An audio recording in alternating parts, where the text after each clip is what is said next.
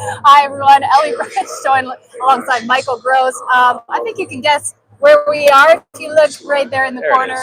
American Family Field. Baseball. It's October. It's the postseason.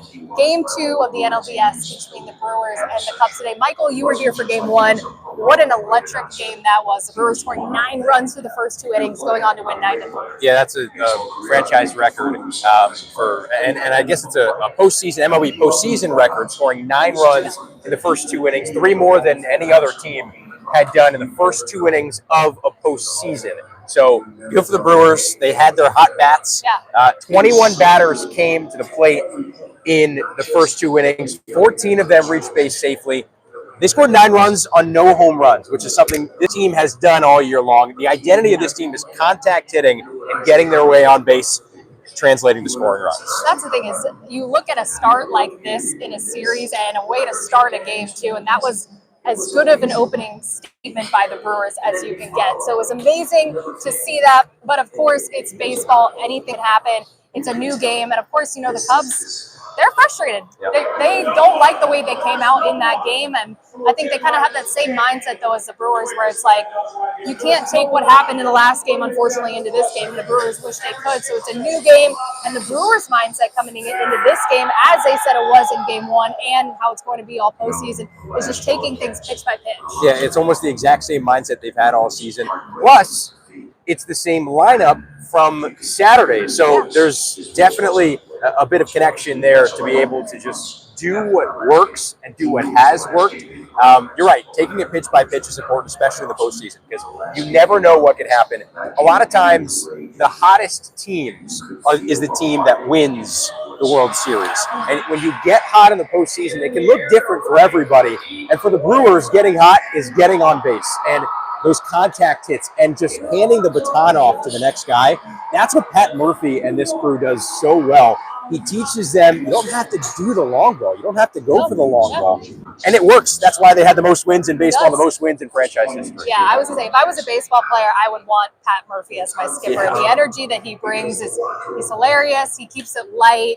And that energy translates to these guys. I mean, and I said it in my live hit earlier, teams always talk about treating the playoffs like any other regular season game. And sometimes you kind of shake your head, you go, all right, that's what everyone says. But with the Brewers, you really feel it. You feel like they mean that, and you can feel that by their demeanor, and that they just seem more relaxed, and they're like, let's just go out and play baseball. Let's just do what we've been doing.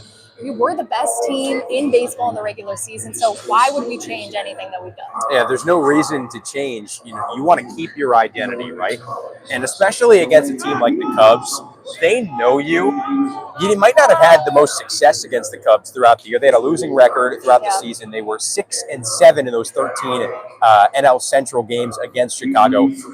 But they come out and then they score 9 runs because they kept doing what works. A lot of times teams and even managers who are, you know, almost I guess you could say blinded by the spotlight of the postseason, they'll try to change what they've done all season long, and they get booted out. I mean, you see what happens all across the postseason. If it ain't broke, don't fix it. And Pat Murphy certainly should be the poster boy for that. Yeah. And along with obviously scoring those 9 runs through those first 2 innings, Freddie Peralta, minus of course the leadoff homer that he gave up, he settled in and then did what we have seen from him too. He pitched fantastic. So again, Game 2 though today, we'll see what happens. But Michael, big news though, before the lineup, I mean the lineup hadn't even come out, and Pat Murphy was kind enough to say it's going to be the same lineup as Game 1. And the big thing with that though is that Jackson Churio is going to be playing in this game too. Yeah, so he left the game in the 2nd inning on Saturday with right hamstring tightness, a similar injury, almost the exact same injury,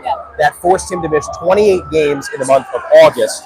It had Brewers fans nervous. Is he going to be ready? What was the energy like when it happened? Yeah, you know, when you score 9 runs and then your hottest hitter and the guy that, you know, keeps this team sometimes together on the offensive stat sheet goes down and gets sent into the locker room with right hamstring tightness. You see him pull up. Yeah, right? I'll hold this for you. Thank you very much. For a while. Thank you.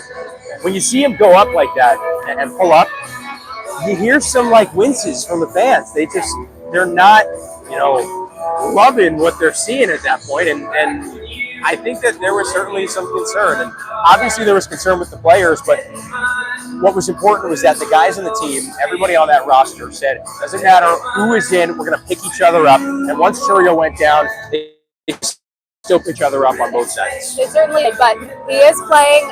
He'll be batting in that leadoff spot, and he is going to be playing in left field, which is good for them. And there was, I think, that question of, okay, maybe if he is even okay to go today, do you still play him?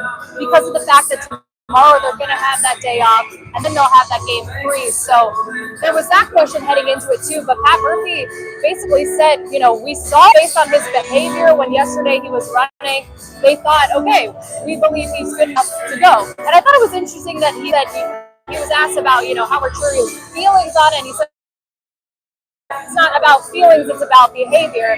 And so I don't know if part of that is because he didn't want Churio to get a little bogged down by the meds. He came back from the first injury because it took him a little while to feel okay, to get back to how makes sense after time off too. When a manager talks about behavior rather than feeling, it just goes to show you that this is a guy with a winning mentality in Pat Murphy. The temperature of his team. He knows the temperature of each guy. When it